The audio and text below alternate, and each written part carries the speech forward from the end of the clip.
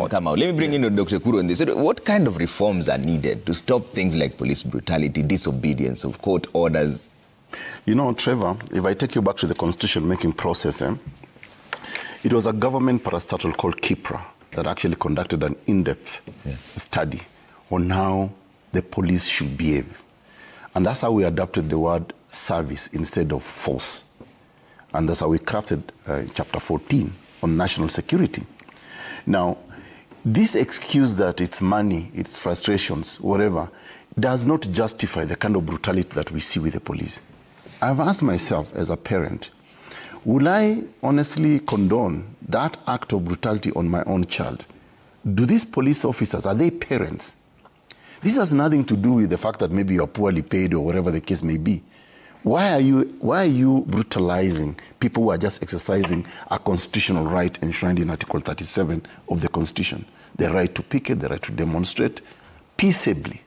I mean, I participated in one of the Gen Z demonstrations, and they were only armed with three things: a smartphone, a bottle of water, and the Kenyan flag.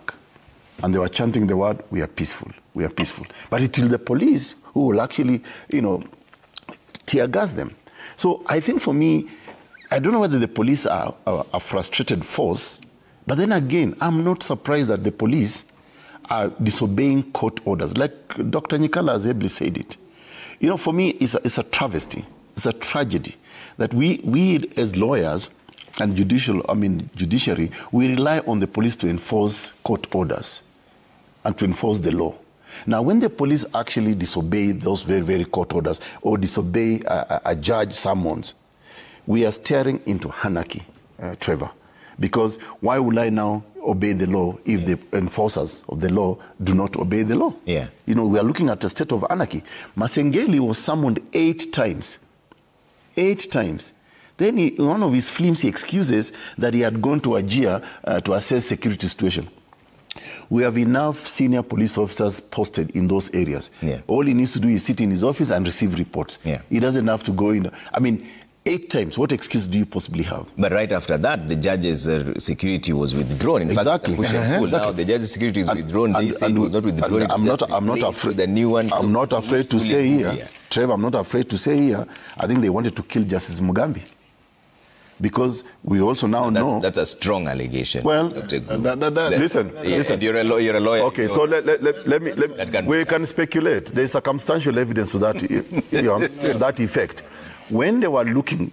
They did say, though, that they replaced the security immediately. There are reports that they are actually calling the drivers and security of the judge to find out his whereabouts. That's true. For what purpose? For what purpose were they looking for the judge? If it was not to eliminate him.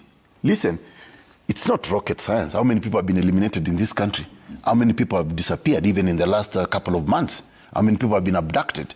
So, I'm not making an outrageous claim here. These things have happened in this country. So by the time, that's intimidation. So you are putting the life of the judge in danger.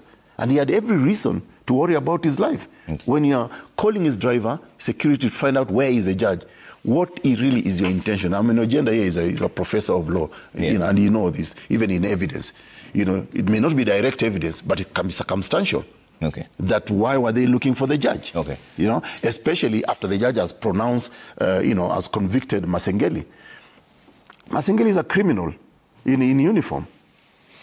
He does not deserve that police uniform anymore. He should be in committee or industrial area or wherever, the nearest prison. In fact, Trevor, I think now for this country to move forward, I think we need a special jail, probably with a transparent glass, so that some of these individuals in government can be jailed there, and then we can go visit them in a zoo. Okay. As an example. Let's see what Prof. Jen has to say about this. Prof, what kind of reforms? Let's see the defense from government.